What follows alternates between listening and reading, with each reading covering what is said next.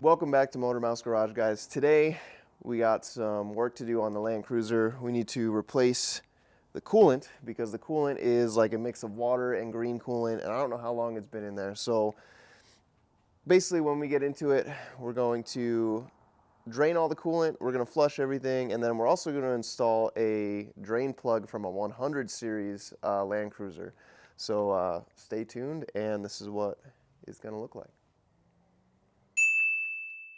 My washer fluid pump doesn't work. I know that it's empty, but you can't hear the pump come on.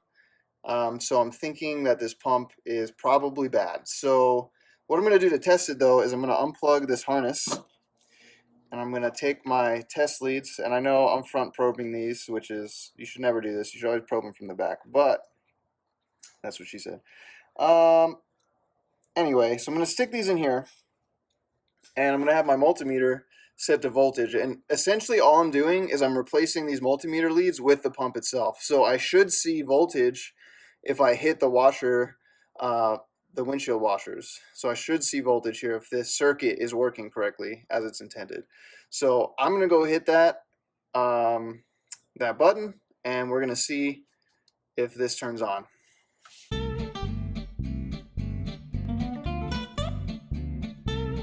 As you can see, it said 11 when I turned the windshield washer pump on, so we know that our circuit is correct. The reason why it was negative is because these leads are hooked up backwards. So it's actually, you can see the red lead is on the negative side of the circuit and the black lead is on the positive side of the circuit. So what we're going to do now is we're going to replace this pump along with the grommet, and we're going to see if our washer fluid actually works. So I'm just going to start removing this washer fluid reservoir, because it's a lot easier to work with it outside of the car.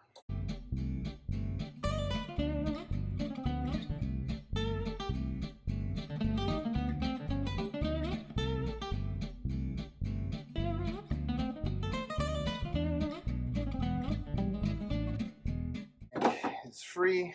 I can tilt this guy up here. This way when I pull this out, it doesn't leak all over the place. So I'm going to get some pliers for that and try to remove it pretty carefully. That way I don't, well, I mean, it doesn't matter. We're replacing this pump anyway. Oh, as you can see, I already had a broken nipple. So that's interesting. Let's just make sure it's not in there. All right, now as far as getting these out, they're always kind of a pain, but typically you can get them out with pliers just like that. So all I did, I got a curved set of pliers. You can use regular needle nose. Just stick that in there and plop it right out. And it looks like there's still some fluid in here. And this was leaking at some point. So we've got our new washer fluid pump and new grommet. OEM Denso stuff, because I like OEM stuff. So typically what I like to do with these grommets, because sometimes they can be really difficult to get in, so this is just common practice for me, but I'll put the grommet in the washer bottle first, but I'll take some white lithium grease or any type of like rubber safe lubricant. I don't know if WD-40 is rubber safe or not. I think you can do some like axle grease or just some type of lubricant. You could probably just spit on it too or whatever. That's what she said. So we're going to put this in the washer bottle first, get that all nice and lubricated, and just pops right in there. And we're going to get this sensor. Now I don't want to put like a crazy amount of grease on this, because I don't think it'll clog the motor, but you never know. I'm just going to push this back into its spot without breaking that nipple. All right, so should be good on that front. So let's plug everything in and test it and see if this was actually a problem at all, because there always is a chance that it was not.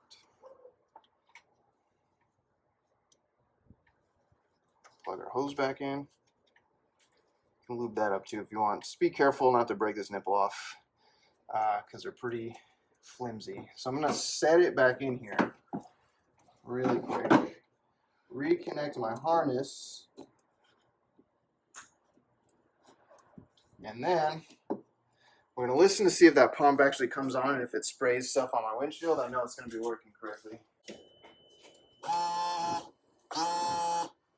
As you heard, the pump turned on, so now we can just button this back up and we should be good to go. I think I have another leak somewhere, but at least I know that this pump actually works correctly.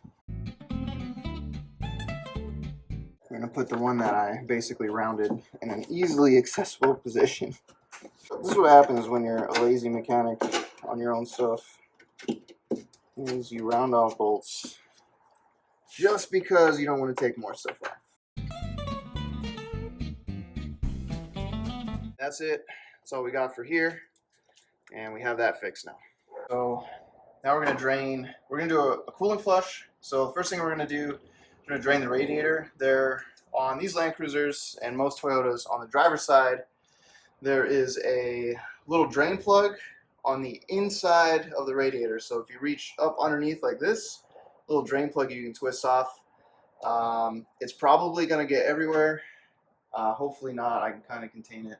So once we have that drained, I'm going to also pull the drain plug for the block and remove the lower radiator hose so we can actually flush water from my hose through the radiator. And then we'll also do it from this top hose through the block, through the drain hole. I actually have an upgrade for the drain plug that I'll show you from the 100 series LandCruiser. I think it's 100 series. But yeah, so let's do that. I'm just going to leave this drain at a reasonable rate so it doesn't go all over my garage floor. It can actually get into my bucket. Shout out to Chemical Guys. That is now my waste bucket. If you own an 80 series LandCruiser, or I'm not sure which generations use this, but make sure you check all these nuts. So the previous owner had told me he replaced his axle seal, which it's still leaking anyway, so it's gonna have to be replaced. But check this out. These two weren't as bad, but this was kind of just like super loose, as well as this one. So this is a 17 mil. Please check these because this is connected to the axle. So if this falls off, this wheel is doing whatever the hell it wants to do. So just be cognizant of that, guys. What I'm going to do is I'm going to flush out this radiator. And I have the bottom radiator hose on this side taken off of the engine side.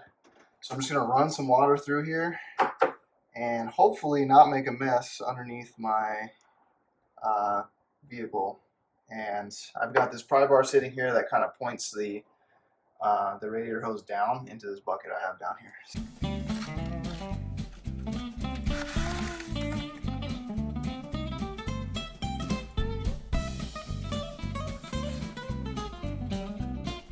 It's kind of a mess, didn't work out the way I wanted it to. No big deal because actually the radiator was pretty clean. I think this has been replaced recently because this cap is not an OEM cap, and I have an OEM cap to put in here once we're done with the coolant flush. But now what we're going to do is I'm going to put that hose back on and we're going to drain the block. So we're going to drain the engine block through the drain plug on that side. So be right back for that. I'm going to take off this top radiator hose and undo the drain plug that's on the block over there. Now my theory is I can just dump water into here and it'll come out the drain block. We're going to see if that's the case.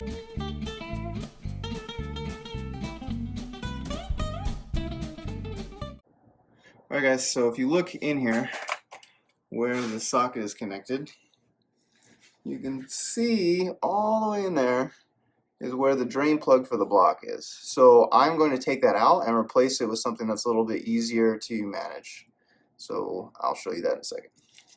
So I'm going to replace it with this part number right here. I don't know if you can see that. OEM part number, cock-assy drain.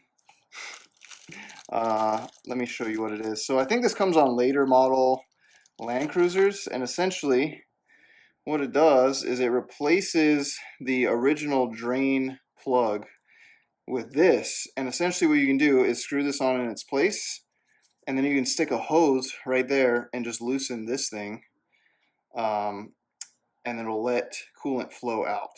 So I'm going to be replacing the block drain with this one which is a little bit better. Alright, here I'm using every extension I have, almost, just to break this loose. There we go. Just coming out.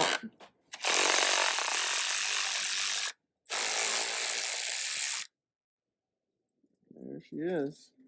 Hopefully in my bucket below.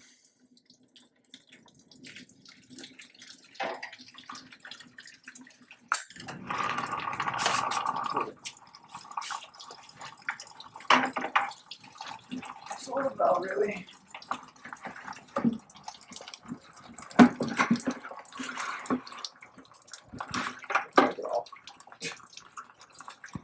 Alright guys, so I'm just going to reach in here and start threading this, and you can use a 17mm socket to get it the rest of the way threaded.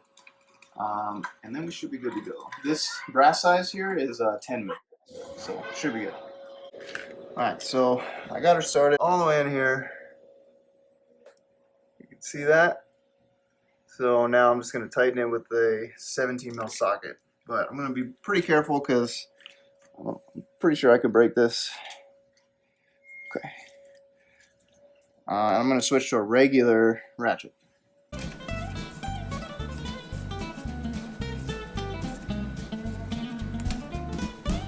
Oh, that's about as comfortable as I am with getting it on there. And the little drain is facing down. So that makes the most sense to me. So now what we can do is we can take this very old hose,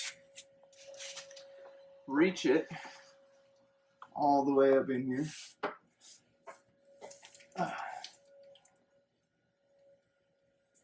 Slide it on that nipple.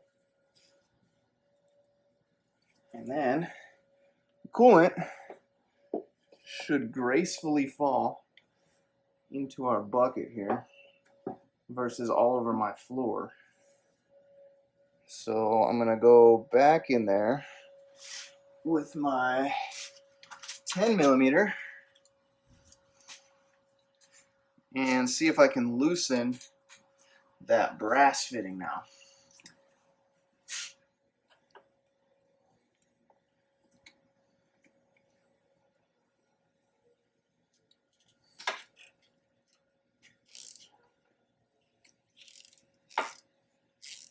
Loosens right up, guys.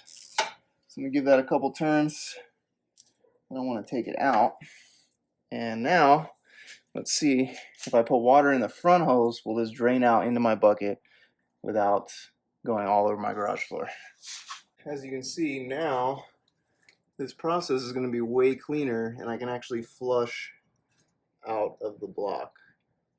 The hose I have on there is pretty like loose. So, oh, actually it's leaking from the little brass part, so maybe I loosened it, backed it off a little bit too much. Just going to tighten that back again.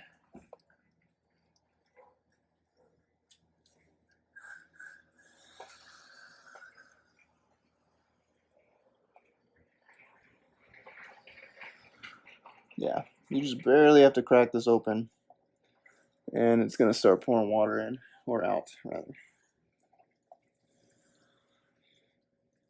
You see, this makes this job much cleaner than the first time I removed it and spilled all over my floor. I'm gonna have to clean up later. So we've got the cooling system flushed, water's coming out clear, just looks like water on the other end, which is good. So now I'm going to tighten this brass fitting back up. I'm not going to go crazy because it's brass on steel, so I'm just going to get it snug and then we're good. And if we ever have to do that again, which hopefully won't be for a long time, should be significantly easier next time around.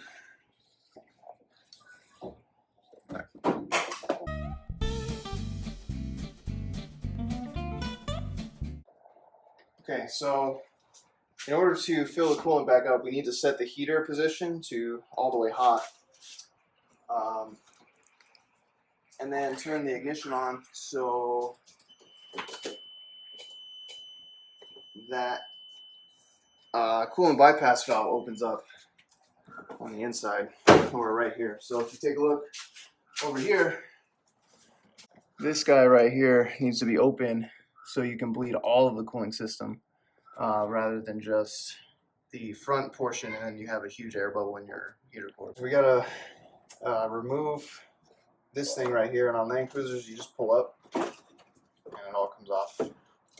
Just to empty this out so we don't get any more green coolant into our system and mix coolants. You don't want that, so I'm going to dump this in my bucket down here. I just took this over and washed it off, so this is just going to go back on to this little ledge, push down into place. Now the cap is on, so we're going to have to remember to fill this up after we're done getting coolant into our system, so that way it can act as an expansion tank.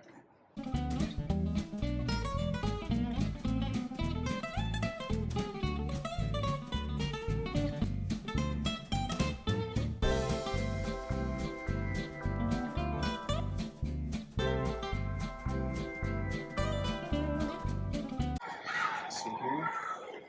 So the long life coolant, OEM. I'm going to pour it into this clean bucket, and I'm going to mix it with distilled water. Wink. So this is concentrate, so I have to mix this in water.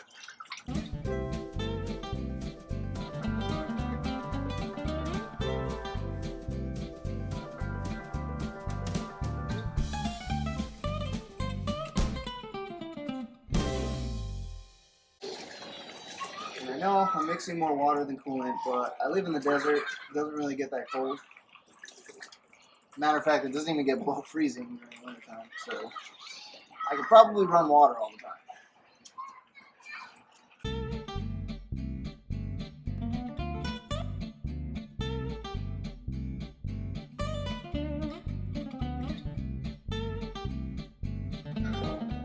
Advantages of being a mechanic in your previous life, because most people don't have vacuum tools for filling cooling systems, and Toyotas are notoriously known for being tough cars to bleed, so this kind of doesn't eliminate it. I still bleed it anyway because it's just the best practice,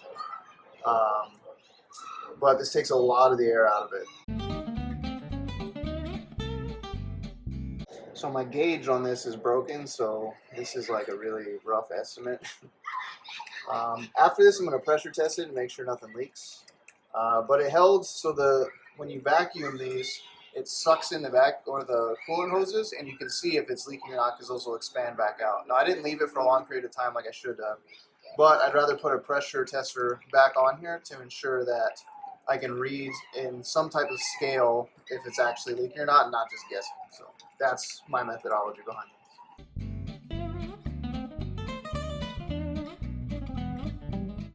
Pour the rest here, or wherever is needed.